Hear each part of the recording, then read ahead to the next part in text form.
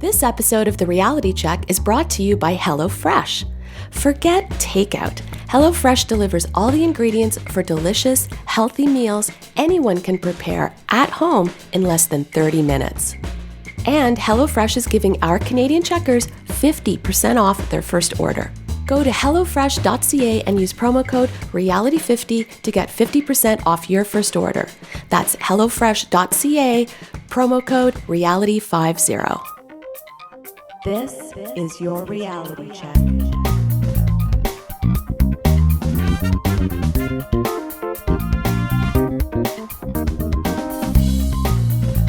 Hi everyone, welcome to The Reality Check, the weekly Canadian show that explores a wide range of controversies and curiosities using science and critical thinking.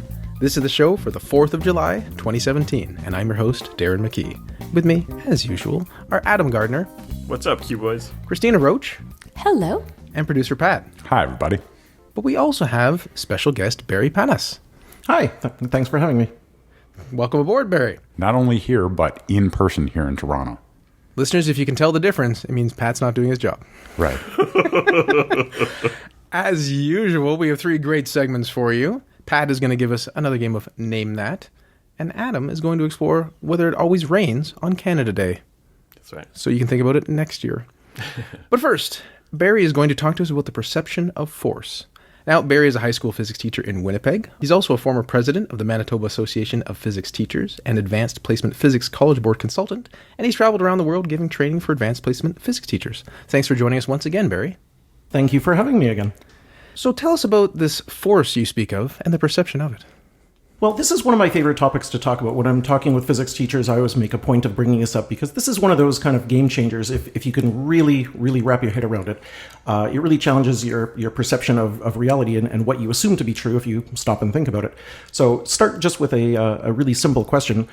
Suppose you're in a car and the car is at a red light turns green. The car accelerates forwards. So nothing out of the ordinary with the situation. But a question that is not a trick question. Answer as honestly as you would in any situation. If I were to ask the question of which way do you feel like you're being pushed in that situation? I feel like I'm being pushed back. I feel like I'm being pushed into my seat. And since that seems intuitive, I feel like it must be wrong. I would have the same answer. Me too. Yeah.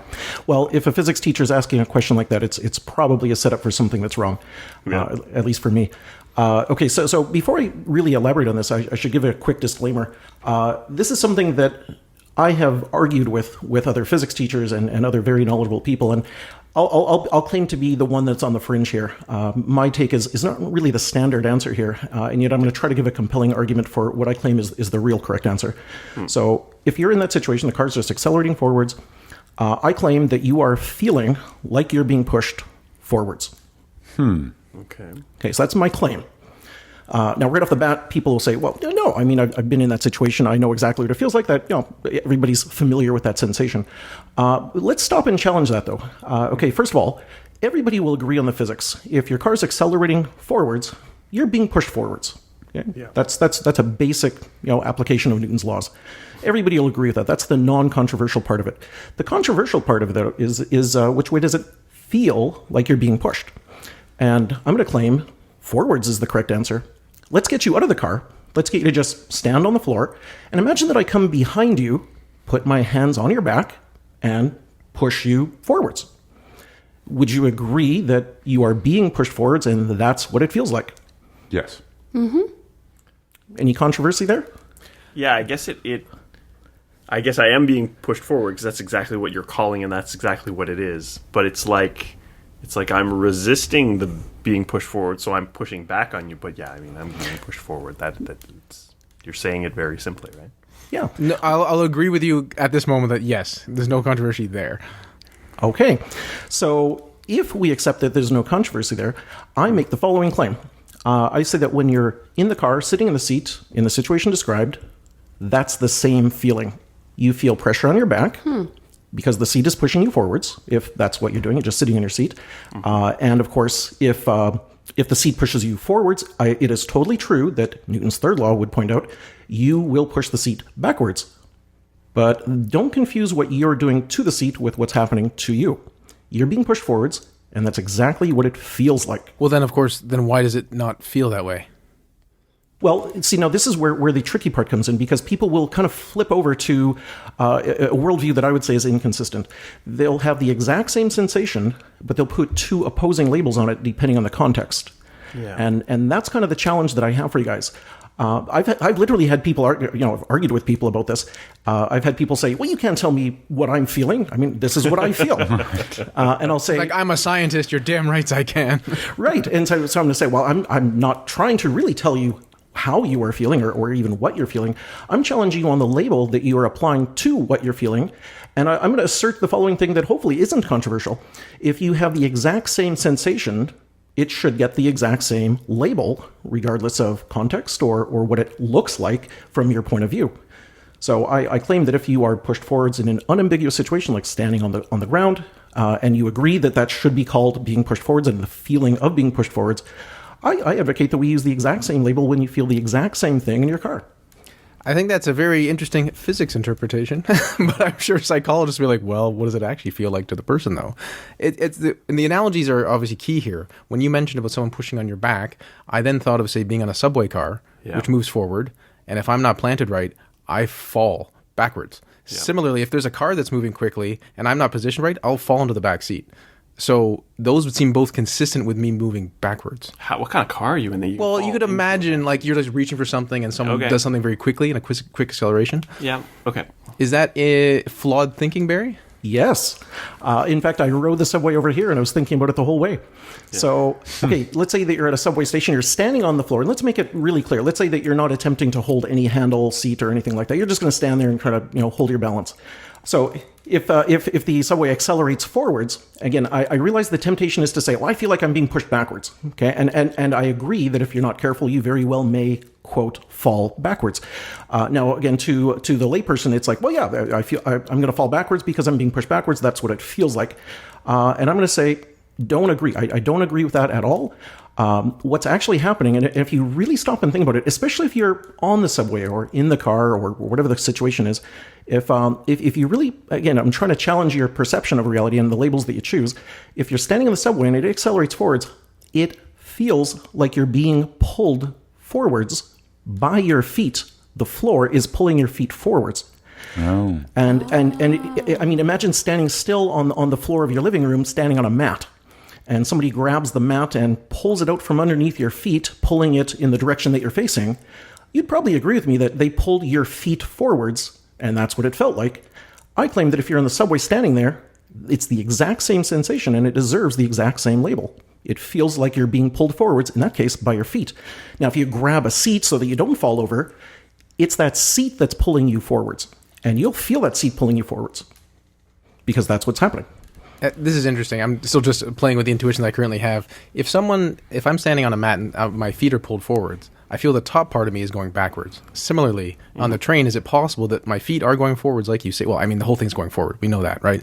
But the feeling could still be that the feet are somewhat going forward, but the top part of you is not. So that's why you actually move backwards.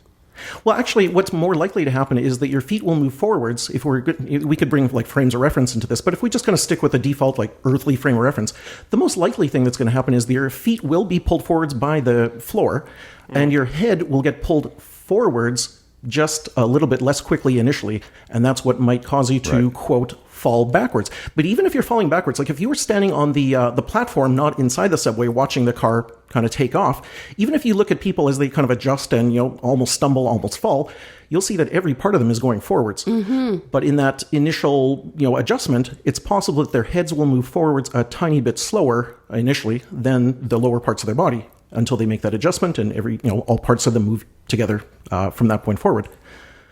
Let's imagine that just as a thought experiment, let's say we put you on the ground in front of the car, and we pad the front bumper of the car, we pad it with something like a seat back, let's say.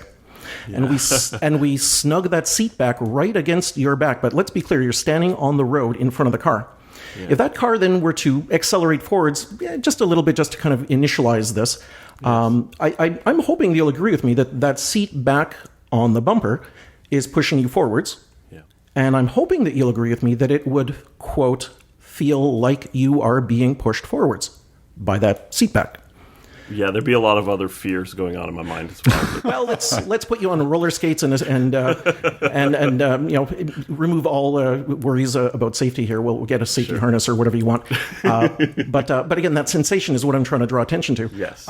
Most people will agree with me at this point and say, yeah, that bumper, padded or not, is going to push me forwards, and it's going to feel like it's pushing me forwards. Most people will agree with me. And I'm sorry, I can't help but point out that nothing changes if you're sitting inside the car, and that same thing happens. And yet I find that most people will then reverse their answer and say, well, no, if I'm in the car, it feels like I'm being pushed backwards. And I'm going to say, close your eyes and tell me if you could tell the difference. It feels exactly the same. Maybe I feel like the moving car is the stationary frame of reference, right? That's a visual. And yes, I guess it is. Just like the elevator, just like the spaceship you could be in, or whatever, like the roller coaster. Sure, or a flight simulator. I mean, you can imagine a flight simulator that is, sitting on the ground. It might be jostling around a little bit, but it's not moving in any, large scale sense.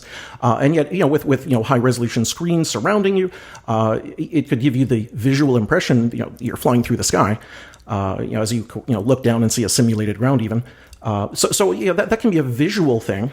And again, that could be a separate conversation. But all that I'm really claiming is it feels like you're being pushed forwards. And the physics is stunningly simple because you're being pushed forwards.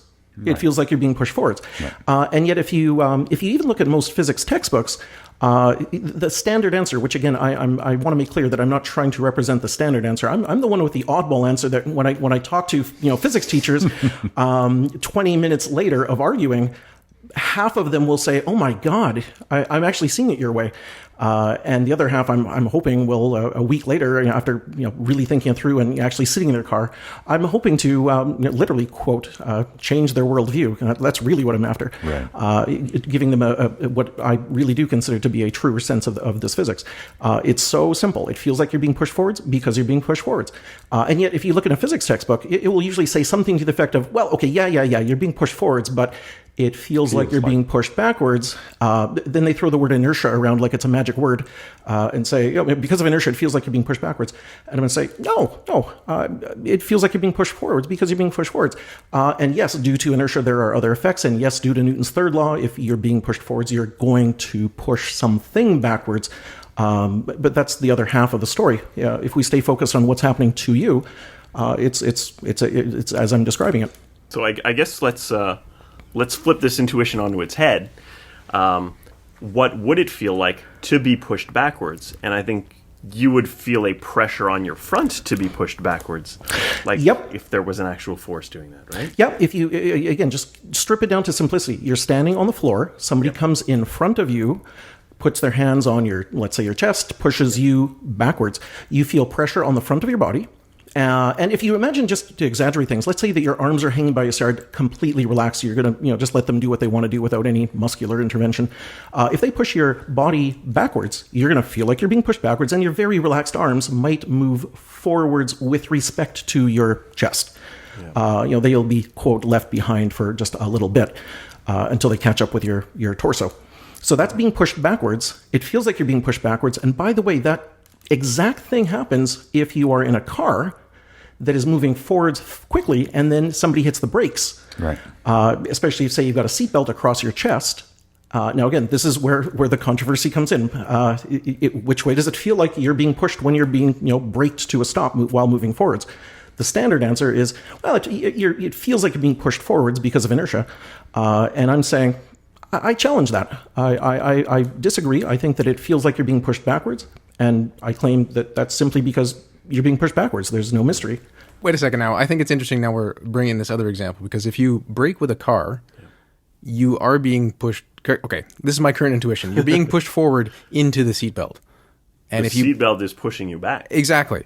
Right? But you feel like you're moving forward, and the seatbelt prevents you from moving more forward. Similarly, if there was a car accident, you didn't have a seatbelt, you'd fly out the front. But you are moving forward. You're being pushed back. You're being pushed back by the seatbelt. It doesn't feel like you're being pushed forward. It feels like you're moving forward, which you are. Yes. It feels like you're moving forward, but being pushed back by the seatbelt. Yes. Which is different from being pushed forward. But the only reason I feel like I'm moving backwards in any way is because of the seatbelt, not because the car stopped. That's what I'm saying. think What we need to do is separate the visual from the perception, like the physical, the forces that you are, quote, feeling. If you close your eyes again, what you're going to feel, because that's really what I'm trying to stay focused on and not what it looks like, you will feel pressure on the front of your body, for example, by your seatbelt. Or if you put your arms out, you might feel that pressure on your hands from, say, the dashboard of the car, in front of you. And that dash or the seatbelt or the whatever is pushing you backwards. And that's exactly what it feels like is happening to you. There is a whole other half to this, Newton's third law. Anytime there's one force, there's an equal and opposite kind of reaction force, if you will. So yeah, if you put your hands on the dash, in a car that's being braked from a high speed, you will find that you cannot help but push the dash forwards in response to the dash pushing you backwards. But again, that's the feeling of the dash pushing you backwards. That doesn't feel like you're being pushed forwards.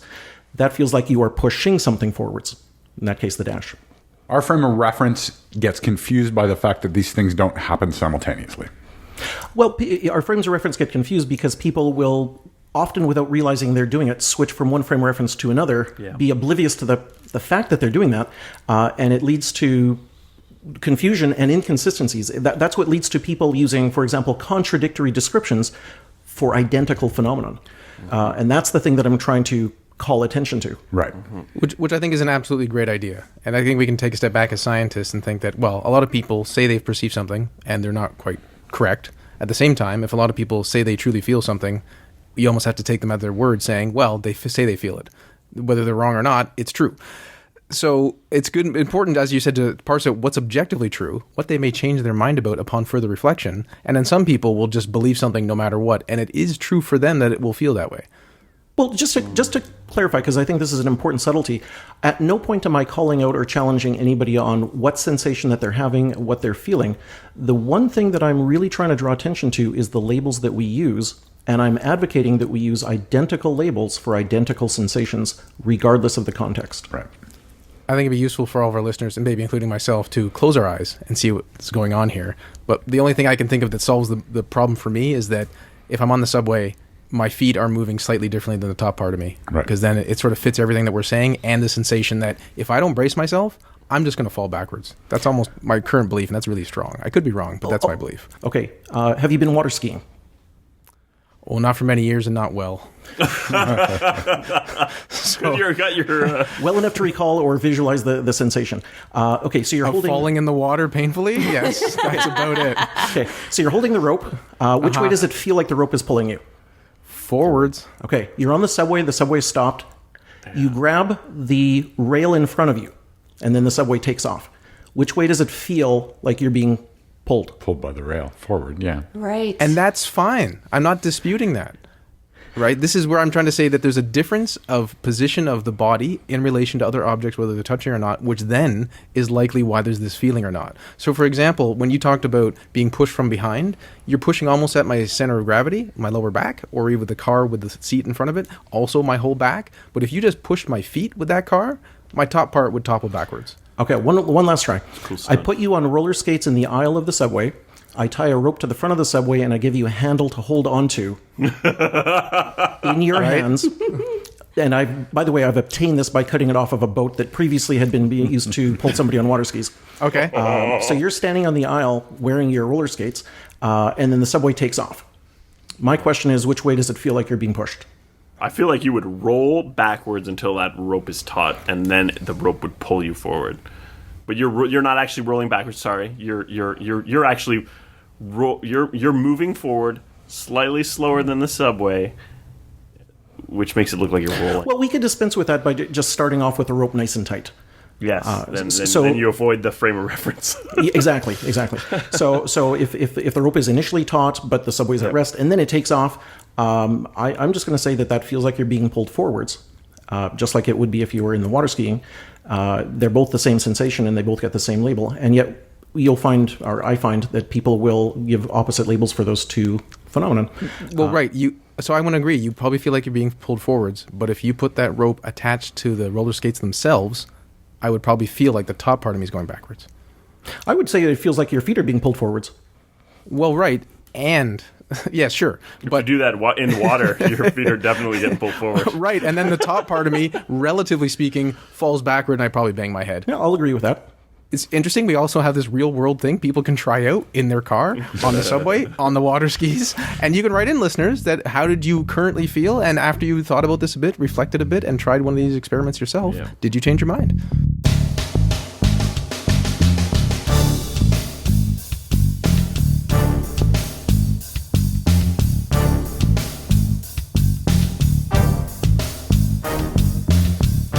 Thanks, Barry, for an interesting segment. And now we turn to Pat with another game of Name That.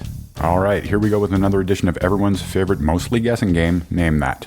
Today is the 4th of July, and according to an article in the Washington Examiner, Americans will eat 150 million hot dogs, and they'll spend $7.2 billion on food alone today.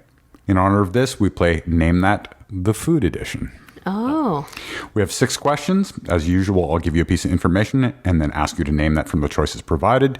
Barry, since you're our guest, you have 4 folded pieces of paper in front of you. Can you please select the starting order, and then we'll rotate. Sure.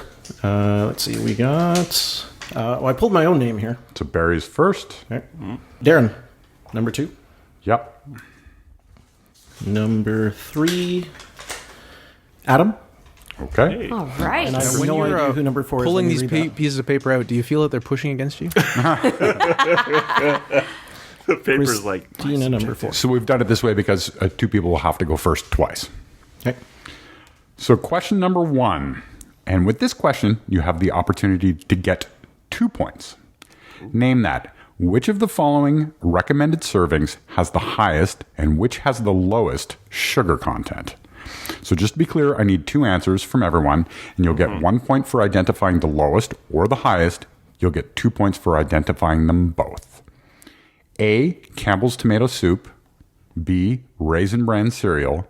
C, a can of Coke. Regular Coke, not Diet Coke. D, a Krispy Kreme donut. Or E, a Starbucks tall caramel light frappuccino.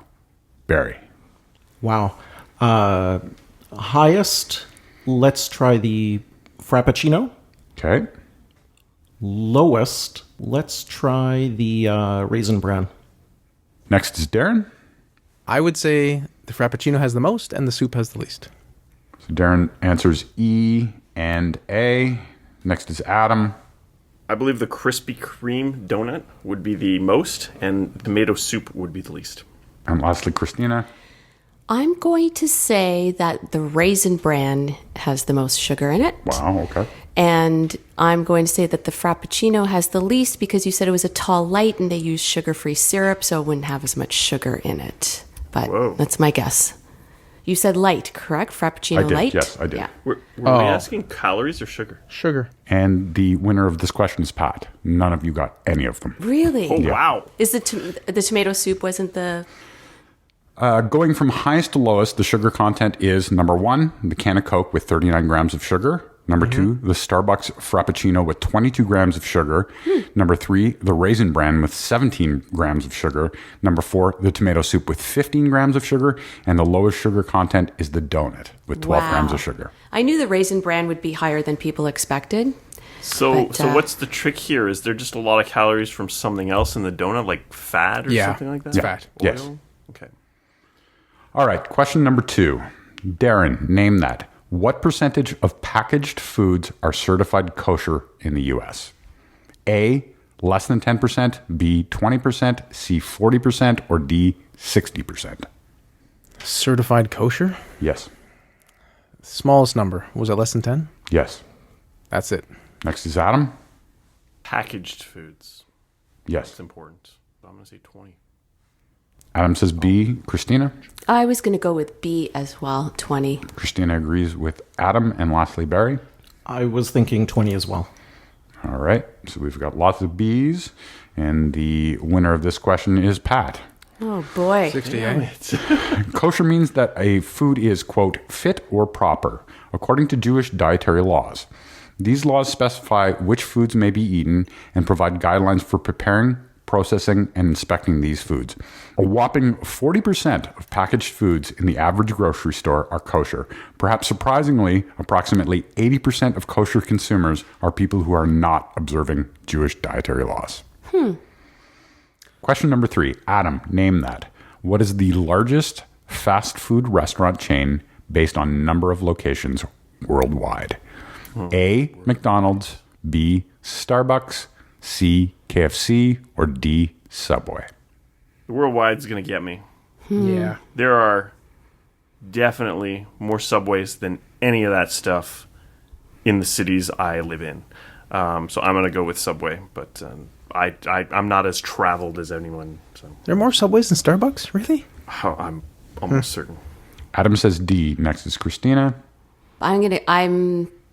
A few years ago, I would have said McDonald's. But what would you say now? Starbucks. 2017. I would say Starbucks. Sorry. Christina says B. Next is Barry. I will agree with Starbucks.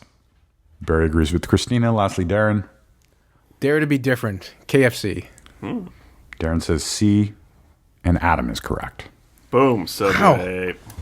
KFC is number 4 with 20,604 locations. Starbucks is number 3 with 25,085 locations. McDonald's is number 2 with 36,899 locations. And Subway is number 1 with Wow. 44,717 locations. Question number 4. I'm sure we are all aware that chicken eggs are graded by size for the purpose of sale. Christina, name that. In Canada and the USA, how many different egg sizes are there? A3, B4, C5, or D6? I'd say 4. Christina says B. Next is Barry. 3. Barry says 3. Next is Darren. I'll just say 5. Darren says C. Lastly, Adam. When you said, I'm sure most of you know, I didn't know that thing. So I'm going to say 6. Adam says 6. And Adam is correct again. Oh, Shut the front door. There are 6 egg sizes in Canada and the US. Jumbo, extra large, large, medium, small, and peewee. Oh, and Grande. come on. I've never seen peewee eggs. I forgot about jumbo. Question number 5. Which cocktail contains something that is also used to treat malaria? I'll give you the main ingredients since I know some on the panel don't really drink alcohol. Name that. Is it A, a gin and tonic? Pretty self-explanatory. B, a scotch and soda, also self-explanatory. C, a martini, which is normally gin and vermouth. Or D, a Caesar, which is a mostly Canadian version of a Bloody Mary containing vodka and clamato juice, which is tomato juice and clam broth. Barry, you're up. I'll go with gin and tonic. Barry says B. Next is Darren. Yeah, this is just pure Caesar. Darren says D. Next, Adam. Yeah, I'm going to go with Caesar as well. It's got to be some tomato or clam stuff. I don't know. Adam agrees with Darren. And lastly, Christina. I wonder if there's something to the tonic. I'm going to go with gin and tonic myself. Barry, do you know why? I believe so. I think it's got quinine in it. Absolutely. Woohoo! So the answer is A. Quinine relieves malaria symptoms, but it also puts the bitter flavor in tonic water and bitters. Interesting. So I knew that drug, but I didn't know it was in tonic. Question number 6. Darren is pretty much out of it, but Barry and Christina both have a chance to tie Adam, who has 2. They each have 1. What perhaps surprising ingredient is in some commercial red food dyes? A, cow bones, B, chicken feathers, C, insects, or D, tree bark? Darren, you're first. Insects. Darren says C. Next is Adam. I believe it's insects. Adam agrees. Christina? Oh, I was going to say insects too, because there's insects in everything, isn't there? Christina agrees. And lastly, Barry. I'm pretty sure it is insects. And all of you are correct. Woohoo! Anytime you see an ingredients list that includes carmine or cochineal extract or natural red 4, you can be sure that there's some powdered bug in there. According to a Live Science article about this, roughly 70,000 insects are needed to produce a pound of dye. So congratulations, Adam is your winner.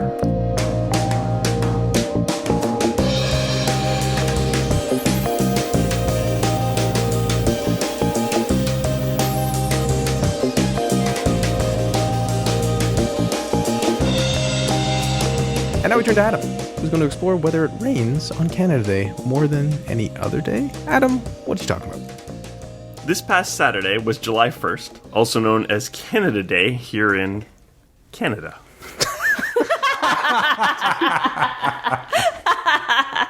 It poured here in Canada's capital of Ottawa, which put a bit of a damper on the 150th Canada Day festivities. People gathered downtown and at Parliament Hill without a poncho or umbrella tended to get pretty soaked. They should have known better, though. After all, it seems like it always rains on Canada Day.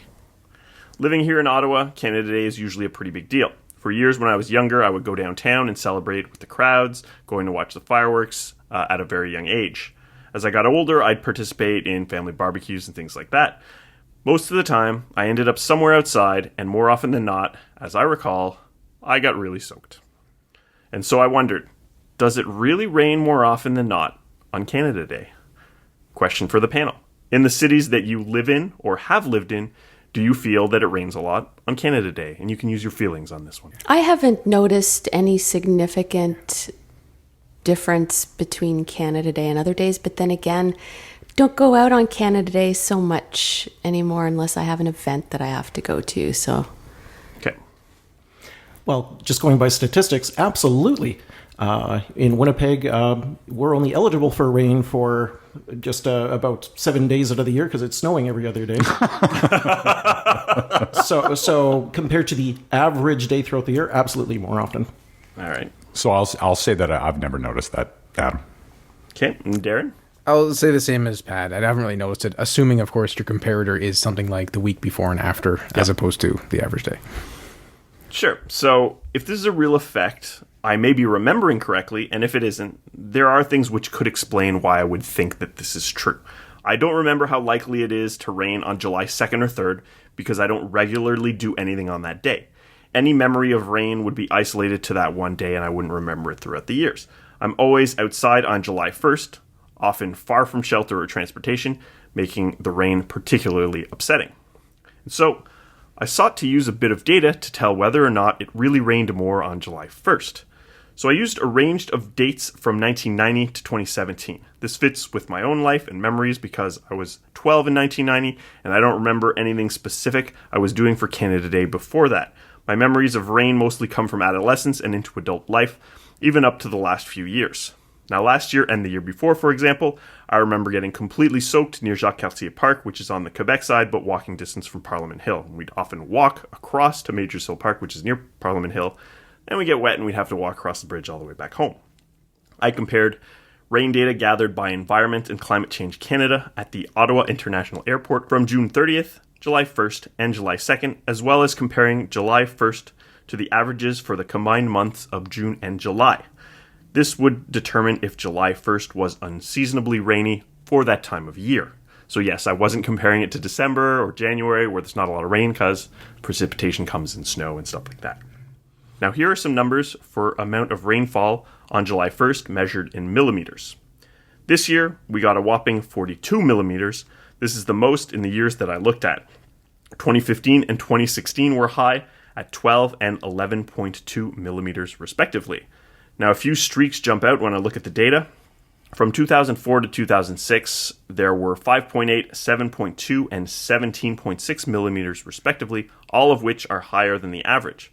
And from 1998 to 2001, there was rain in the amounts of 8.6, 20.6, 2.6, and 2.8 millimeters, which might seem like a lot of years in a row until you consider that the last two are close to the average amounts of rainfall around that time of year. So to me, these numbers made some sense. I remember getting soaked some of those years, and others cluster around times when I knew I was spending Canada Day downtown with friends or outdoors. But what does this really add up to? On average, in the 27 years that I measured, it rained 4.85 millimeters on July 1st, but just 1.75 millimeters on June 30th, and 2.58 millimeters on average on July 2nd. So, July 1st rains on average more than the day before or after in the years that I measured. However, when I crunched numbers for average rainfall over the 2-month period in those years, and comparing rainfall on July 1st to that range, I found that 9 out of those 28 years had above average rainfall. This means that only 32% of the years between 1990 and 2017 had rain more than the average rainfall for a month before and after July 1st. So what can we make of the clumps of rainy days in years in a row? Well, randomness is clumpy, as we've mentioned on the show before. You ask someone to randomly lay out pepperoni on a pizza, and they'll space them out very evenly. We expect randomness to be somewhat even, but even when you flip a coin or roll a die, there will be random streaks, and that is perfectly expected. These are very random things. There's nothing wrong with the die or the coin. July 1st, here in Ottawa, has some heavy rainfalls, and while the average precipitation is a bit higher than the average on that day, there have actually been more dry July 1st than there were wet ones over the last 28 years. That said, it's always a good idea to keep an umbrella handy if you'll be stuck outside and far from shelter when the forecast calls for rain. Good advice. And if there's a thunderstorm, make sure you have that metal umbrella and you're open and wide. Don't do that. That's why the Peace Isn't this Tower's kind of tall. like, when I did the full moon, the lunar effect? I mean, Yeah. our minds have a tendency of remembering, like you said, events more so than non-events. So, Remember the hits and forget the misses. For exactly. Absolutely. Availability bias. I don't remember the years I didn't get wet when I think of how often I got wet on Canada Day. That's just not how it works, you know? But I think Adam did a good job examining how one could present a case where it did seem to rain more on Canada Day if you just did kind of shoddy stats or not Yeah. deep enough exploration. Yeah. Thanks, Adam. And thanks for joining us once again, listeners. Barry came on and gave us an interesting thought experiment for us to try in the real world about what our sensations and perceptions of acceleration and force may be when we're in cars, trains, or just moving around. Barry, if people want to learn more about this, is there anywhere they can go? Actually, I covered this very topic on one of my YouTube videos, so I'm sure we could throw a link into that somewhere. Can do. At trcpodcast.com. Great website. Pat gave us a completely unfair game that Adam just happened to win through pure luck. Nailed it. And it was nice to have a variety of food edition. Thanks, Pat. And finally, Adam explored whether it rains more on Canada Day, with the conclusion being yes and no, depending how you slice the stats. Until next time, think better to act better. Stay dry, cuboids. Stay classy, not smart-assy. Thanks again for having me. Thanks for being here, Barry. For show notes or to discuss this episode, visit our Facebook page and website at trcpodcast.com. For general inquiries or to send a topic or parody suggestion, email info@trcpodcast.com. Help support the show by leaving a review on iTunes and liking us on Facebook. Follow us on Twitter at TRC_podcast.